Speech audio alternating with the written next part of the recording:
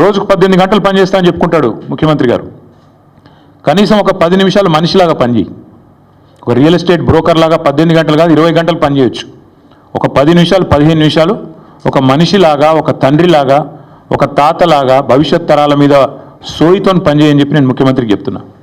నేను అడుగుతున్నా, నిన్న మా జగదీష్ రెడ్డి గారు కూడా అడిగినారు. ప్రభుత్వ భూమి అని చెప్తున్నారు పెద్దలు. ప్రభుత్వ భూమి అయితే దొంగల్లాగా ఎందుకు పోతున్నారు? అందరికీ దొంగల్లాగా ఎందుకు పోతున్నారు? ప్రభుత్వ భూమిలోకి అర్ధరాత్రి పోయి దొంగల్లాగా జేసీబీలు పెట్టి దొడ్డిదారిన పోయి పిల్లలు ఆందోళన చేస్తుంటే వారితో మాట్లాడకుండా దొడ్డిదారుని ఎందుకు ఈ ప్రయోగాలు చేస్తున్నారు? నెంబర్ 1.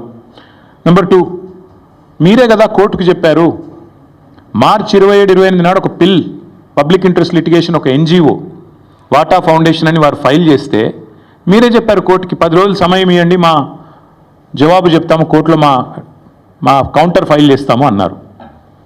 మరి ఆ 10 రోజులు ఏం పడిపోయిందని వాళ్ళ బుల్డోజర్లు పంపి అర్ధరాత్రి అపరాత్రిని లేకుండా ఉన్న చెట్లన్నీ కూలగొట్టి అక్కడున్న పశువులను చంపేసి అక్కడున్న పక్షులను గూళ్ళు చెదిరేటట్టు చేసి ఈ 10 రోజులు దొంగల్లాగా ఎందుకు వ్యవహారం చేస్తున్నారు? ప్రభుత్వ భూమి అన్నమాట నిజమే అయితే ఎందుకు ఈ దొంగ వ్యవహారం? ఎందుకు పగటిపూట పోవట్లేదు? ఎందుకు అర్ధరాత్రి దాడి చేస్తున్నారు? కోర్టు సెలవులు చూసుకొని శనివారం, ఆదివారం, ఉగాది, రంజాన్ ఇవి చూసుకొని వందల వాహనాలు అక్కడ పంపి బుల్డోజ్ చేస్తారా? ఇదేనా ఒక ప్రజాస్వామ్యంలో ఒక నీతివంతమైన పరిపాలన అందించే వాళ్ళు, ప్రజాపాలన అని చెప్పుకునే వాళ్ళు చేయాల్సింది? దొంగదారిన పోవడమే కాకుండా పనికిమాలిన మాటలు మాట్లాడతారా? గుంట నక్కలు అని మాట్లాడతారు. ఎవరు గుంట నక్కలు? వాళ్ళ పిల్లలు చెప్తున్నారు, అవును మేము నక్కలమే కానీ నీలాగా పందికొక్కు కాదని చెప్తున్నారు.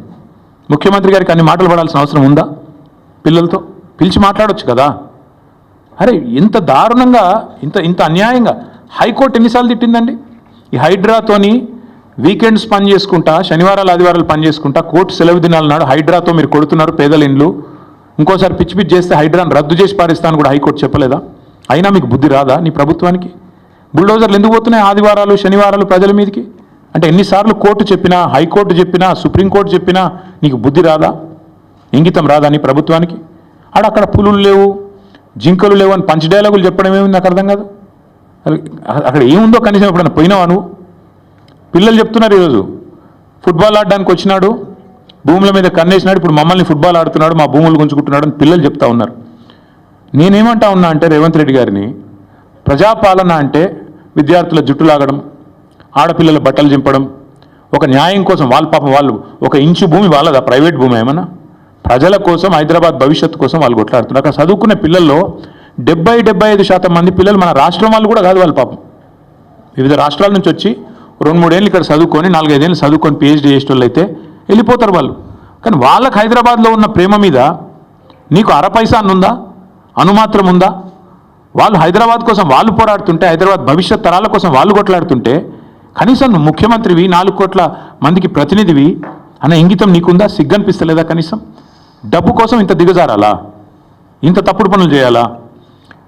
నిన్న జగదీష్ రెడ్డి గారు చెప్పారు, నేను మళ్ళీ చెప్తున్నా, 14,000 ఎకరాలు మేము హైదరాబాద్ ఫార్మాసిటీ కోసం సేకరించాం.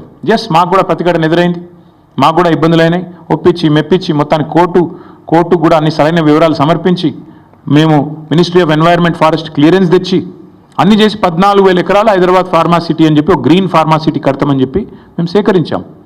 ఇవాళ నువ్వు దాన్ని 4th సిటీయో 420 సిటీయో కడుతున్నావు నువ్వు. అక్కడ నేను అడుగుతున్నా, మరి అక్కడ 14,000 ఎకరాలు నీ చేతుల్లో ఉన్నప్పుడు, మేము వడ్డిచ్చిన విస్తరలాగా నీ చేతిలో పెట్టినప్పుడు ఈ 400 ఎకరాల మీద ఎందుకు పడ్డావు? అక్కడ 14,000 ఎకరాల్లో కట్టచ్చు కదా. నువ్వు కట్టే ఐటీ పార్కులు, నువ్వు కట్టబోయే AI సిటీ, నువ్వు కట్టబోయే ఫ్యూచర్ సిటీ కోసం 14,000 ఎకరాలు పెట్టుకొని ఇక్కడ ప్రజెంట్ సిటీని ఎందుకు ఖరాబ్ చేస్తున్నావు? ఉన్నదే అక్కడ లంగ్ స్పేస్ ఇది ఒకటి, 2,500 ఎకరాలు ఏదైతే అక్కడ HCU చుట్టూ ఉందో ఆ పశ్చిమ హైదరాబాద్లో ఉన్న ఒకే ఒక లంగ్ స్పేస్ అది. దాన్ని ఎందుకు ఖరాబ్ చేస్తున్నామని కదా ప్రజలు అడిగేది. దాన్ని ఎందుకు ఖరాబ్ చేస్తున్నామని కదా పిల్లలు కొట్లాడేది.